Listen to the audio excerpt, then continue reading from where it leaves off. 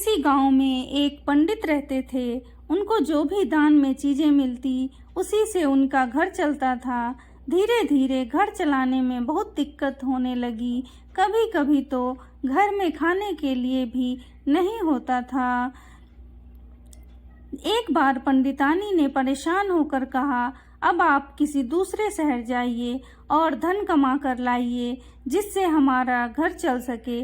पंडित जी दूसरे शहर चल दिए, लेकिन वहाँ उनका किसी काम में मन नहीं लगता था। 10-15 दिन उस शहर में रहने के बाद फिर वापस अपने गांव आ गए।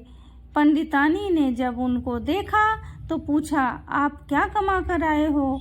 जो धन लेकर गए थे वह भी गंवा कर आ गए। पंडित जी को कुछ समझ नहीं आया और उन्होंने जल्दीबाजी में कह दिया, अरे भाग्यवान, मैं अनजान विद्या सीख कर आया हूँ। पंडितानी बोली, अच्छा, आप अनजान विद्या सीख कर आए हैं तो ठीक है, आप बाहर बैठिए और मैं घर में खाना बनाने जा रही हूँ। आप अपनी अनजान विद्या से जानकर बताना कि मैं खाने में क्या बनाई हूँ। कहकर पंडितानी घर के अंदर चली गई। पंडित जी बेचारे बाहर बैठे रहे और सोचते रहे कि मैं कैसे पता लगाऊंगा कि घर में क्या बन रहा है।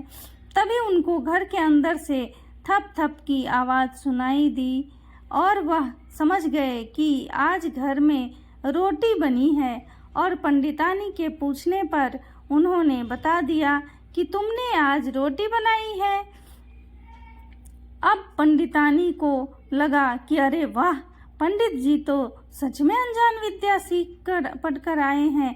और उन्होंने यह बात पूरे गांव में फैला दी कि मेरे पंडित जी तो अनजान विद्या सीख कर आए हैं। धीरे धीरे यह बात उस राज्य के राजा तक पहुंच गई। एक दिन की बात है, राजकुमारी का पायल कहीं खो गया। अब राजा ने उसे पंडित को बुलवाया और पूछा कि पता लगाकर बताओ, मेरी राजकुमारी का पाजेब कहाँ खोया है।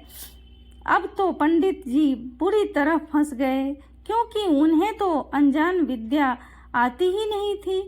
फिर कुछ सोचकर उन्होंने राजा से कहा कि राजा जी, मुझे एक दिन का समय दीजिए, मैं पता लगाकर बताता हूँ। यह कहानी अभी जारी है। आगे की कहानी को जानने के लिए चैनल को लाइक और सब्सक्राइब जरूर करें। Bye bye.